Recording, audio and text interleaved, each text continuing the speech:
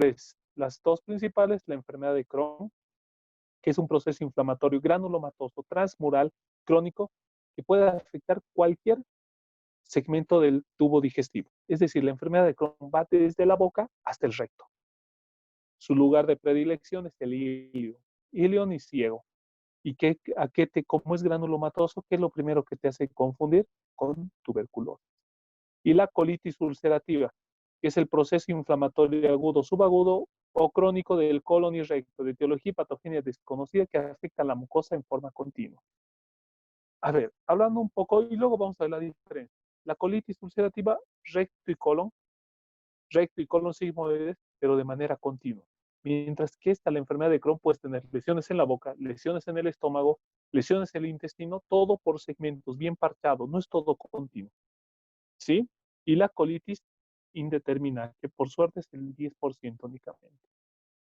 Vamos a empezar con la colitis ulcerativa. La etiología es desconocida. No hay ningún agente aislado que pueda ser la causa.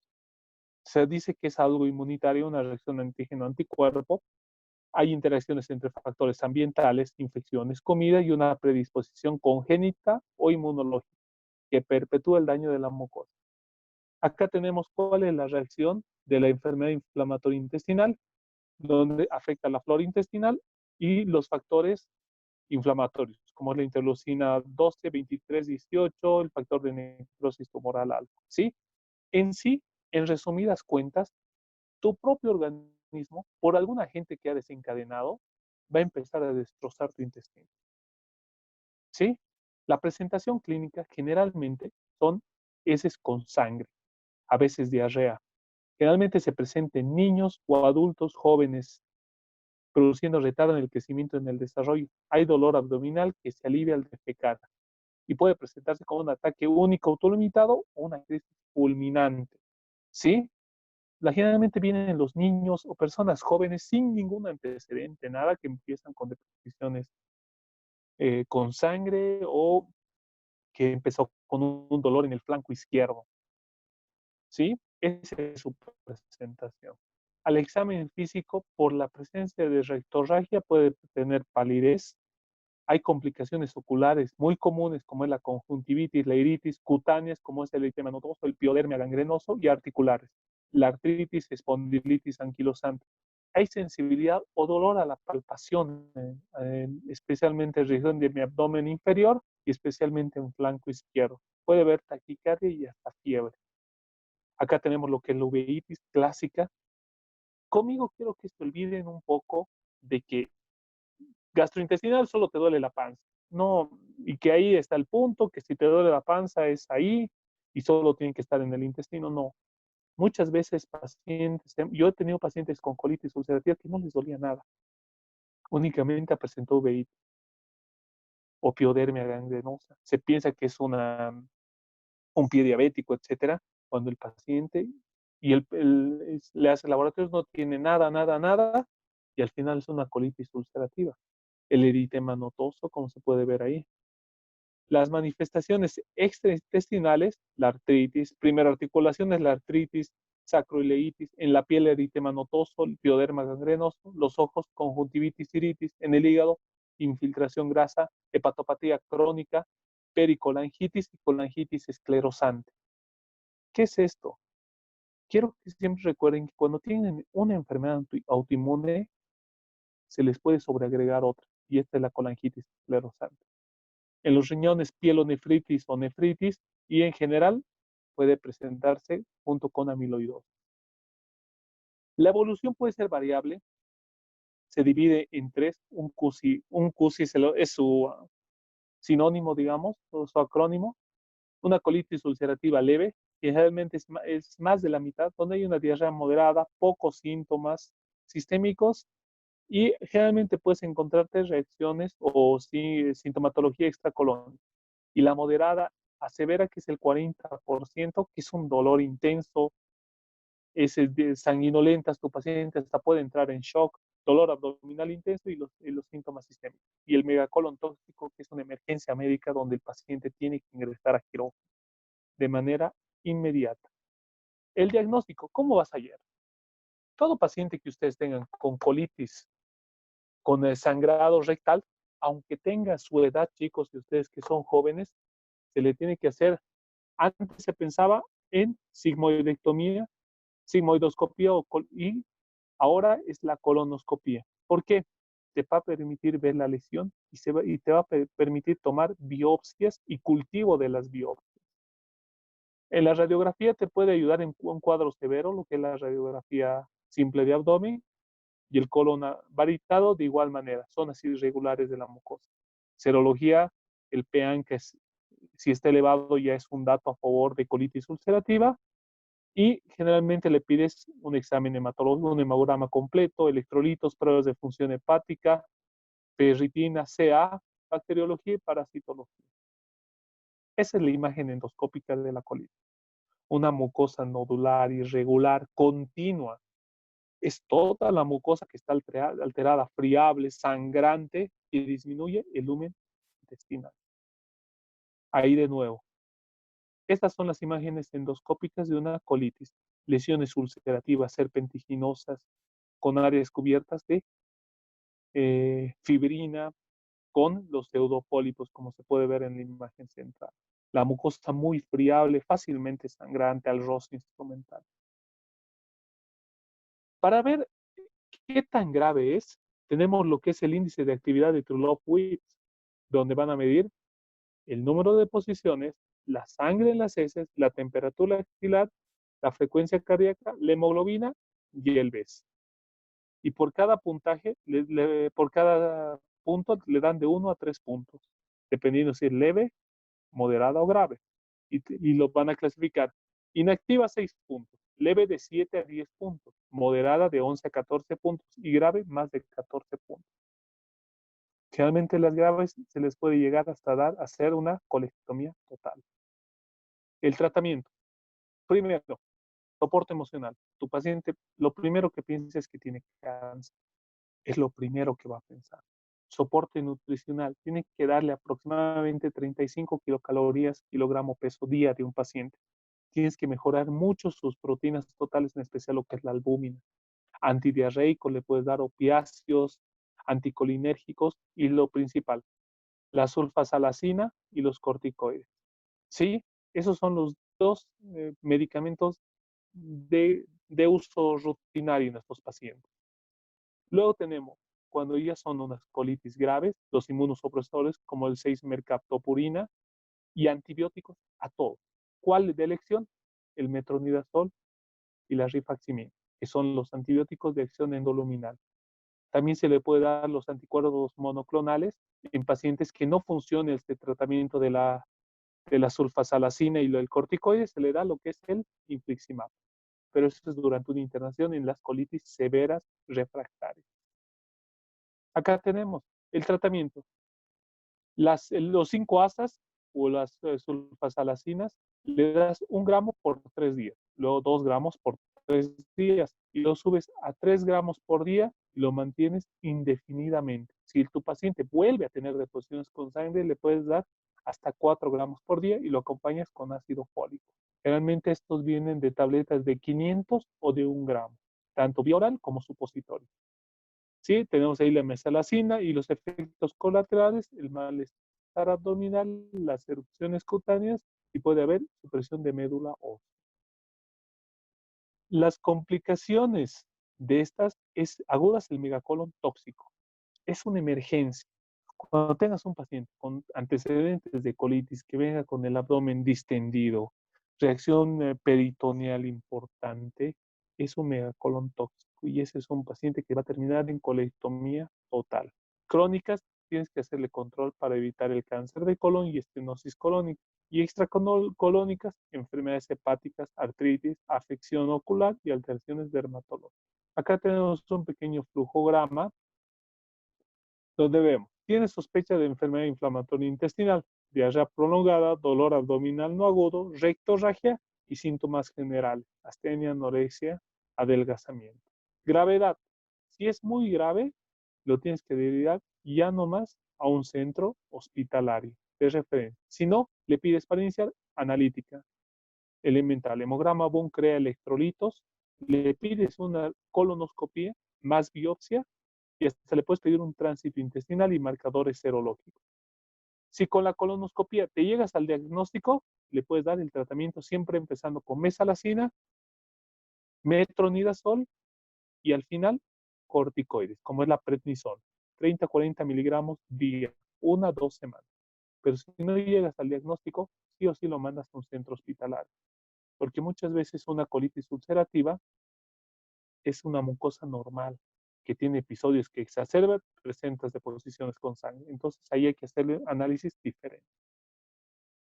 Esa es la imagen del megacolon tóxico. Les parece una placa normal, pero quiero que se den cuenta, si pueden acercar, el diámetro de la pared. Hemos visto ayer placas de abdomen, pero ese diámetro es sumamente grueso. Ese es el signo del megacolon tóxico. El diámetro de la pared que sea más de, más de 5 milímetros y es un mal pronóstico.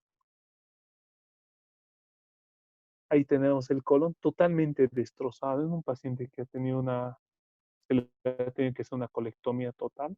Nuevamente el tránsito intestinal, donde se puede ver como se puede ver en colon sigmoides, ciertos como adelgazamientos que se ven ahí, y la mucosa con cierta irregularidad. Esa es la causa de la colitis ulcerativa. La enfermedad de Crohn es otra patología que la tienen que dividir. Puede presentarse con dolor abdominal, diarrea o es sanguinolenta. ¿Sí? Con mayor frecuencia presentan signos y sintomatologías generales. Se inicia en niños o adultos jóvenes, presentando su segundo pico en ancianos. Tanto tiene intestinales muy parecidas a la colitis ulcerativa. Y se agregan compromisos del hilio terminal, déficit de vitamina B12 y ácidos biliares. Como les dije, el Crohn afecta sobre todo hilio. Aquí tenemos un paciente con enfermedad de Crohn, donde tiene las úlceras a nivel de la boca. Como les he dicho, puede afectar desde la boca hasta recto, en segmentos parchados, como se puede ver ahí. Generalmente al examen físico son pacientes delgados y con un grado importante de desnutrición. Típicamente pueden presentar una masa dolorosa en rango fósil por la afección del hilo. Al examen rectal puedes haber fístulas perianales y hasta cicatrices, y hay manifestaciones extraintestinales evidentes. Esa es la mucosa del colon por enfermedad de Crohn.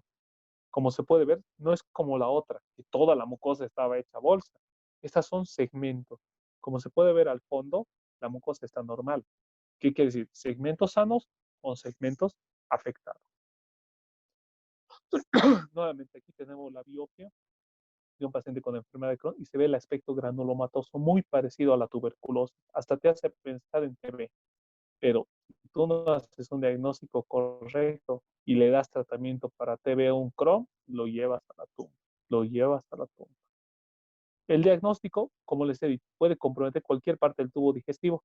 El 75% tiene compromiso ileal del ilion distal y el 5% del duodeno. La biopsia a veces no se puede apreciar el compromiso transmural, por eso las biopsias tienen que ser muy bien tomadas. Se le tiene que hacer generalmente una sigmoidoscopía, una colonoscopía ahora, donde puede estar normal en el 50%. ¿Qué te va a ayudar mucho? La serología. El ASCA, el PASCA es el marcador ideal para eso. Ahí tenemos mucosa normal con áreas ulcerativas granulomatosas, como se puede ver. Nuevamente, ahí tenemos áreas del intestino donde están las flechas, se ve áreas estenóticas, que son donde se encuentra la lesión. ¿Sí? Este es el colon varitado. Nuevamente, cuando uno explora las lesiones intestinales en región perianal, se puede ver ahí fístulas, cicatrices y hasta erosiones, abscesos perianales que pueden formarse por la enfermedad de Crohn. ¿Qué diagnóstico diferencial tienes que hacer? Primero, con colitis bacteriana, Shigella, Salmonella, Entoameba E. coli invasiva, con colitis parasitaria, amebiasis, esquistosomiasis y la balantidiasis, con colitis isquémica. Especialmente esta con un megacolon tóxico, porque la colitis isquémica va a entrar a cirugía y se va a ver el colon negro, totalmente negro. Ese es el punto a favor de él. También con colitis por radiación, es decir, los pacientes que generalmente las mujeres a las cuales que se les realiza radioterapia presentan lesiones a nivel de recto y colon sigmoides, ¿sí? Secundaria de la radioterapia, que te hacen pensar en una enfermedad inflamatoria intestinal, pero es únicamente lesiones que son como telangiectasias, vasos nuevos por la radiación. Colitis de transmisión sexual, el gonococo, la clamidia, el herpes, que es muy común y traumáticos y similares al Crohn, como les digo, el linfoma, la tuberculosis y la Yersinia. El linfoma y la tuberculosis tienen que pensar que es de alta prevalencia en nuestro país. Como les he dicho, si ustedes no realizan un buen diagnóstico endoscópico y le dan un tratamiento para TB o un Crohn, se te va. Y si le das el tratamiento del Crohn a una TB, peor, se te va en menos tiempo. Entonces tienen que tener mucho cuidado al inicio del tratamiento. ¿Cómo se hace el tratamiento de la enfermedad de Crohn? Igual que la colitis ulcerativa, se le hace sulfasalacina, metronidazol, dieta y nutrición adecuada, más de 35 kilocalorías día, probióticos en todos los pacientes. Se les puede dar hasta 4 cápsulas al día, psicoterapia y en caso de perforación, obstrucción o fracaso del tratamiento, cirugía. Acá tenemos el cuadro principal y con esto acabamos. Tenemos a un lado la colitis ulcerativa y el otro la enfermedad de Crohn. Distribución. La colitis ulcerativa es continua, mientras que la enfermedad de Crohn es discontinua, parchado. En la colitis ulcerativa el recto está afectado y en la enfermedad de Crohn generalmente es normal. El ilion terminal, menos del 10% es afectado en la colitis ulcerativa y es más afectado en la enfermedad de Crohn. La morfología en la colitis ulcerativa, generalmente el calibre es normal del intestino, mientras que en la enfermedad de Crohn puede estar estenosado hasta ulcerado. La mucosa son úlceras en la colitis ulcerativa de aspecto granular, mientras en la enfermedad de Crohn son úlceras aisladas de manera de fisuras. La vascularización es intensa en la colitis, mientras que en la enfermedad de Crohn es rara vez pronunciada. La serosis es normal en la colitis, mientras hay serositis frecuente en el Crohn. Las estenosis infrecuentes en la colitis y muy frecuentes en el Crohn. Fístulas nunca en la colitis y muy frecuente, generalmente externas en el Crohn. La poliposis es extensa y prominente. Hay los pseudopólipos en la colitis ulcerativa y limitada y poco prominente en la enfermedad de Crohn. La malignización que te lleve a un adenocarcinoma puede ocurrir en la colitis ulcerativa y en casos excepcionales en el Crohn. Y las lesiones anales es más común en el Crohn con un 75% y con menos del 25% en la colitis ulcerativa. Con esto hemos acabado el tema. Como les he dicho, no son temas difíciles ni complejos. Yo sé que ahorita deben estar cansados por la carga de material, entonces yo no los quiero sobrecargar más. Lo único que les voy a pedir es, lean de nuevo, este cuadro es lo más importante, ¿sí? Es lo más importante del tema. Y el segundo punto es el uso de eh, del tratamiento, especialmente la colitis ulcerativa. Las sulfasalacinas, que es la mesalacina, 1 gramo, 2 gramos, 3 y hasta 4 gramos, y los corticoides de 20 a 40 miligramos de prednisona día. De igual manera, en la enfermedad de Crohn. Y ver respuesta. Si a las 4 semanas de hacer tratamiento no hay mejoría, hay que pensar en otras medidas. ¿Cuáles son los inmunomoduladores? El infliximab. ¿Sí? Y no se olvide, el Crohn lo puedes confundir con la tuberculosis o con un linfoma. Si tú no estás seguro del diagnóstico, no des tratamiento. Bueno, no sé si tienen alguna duda.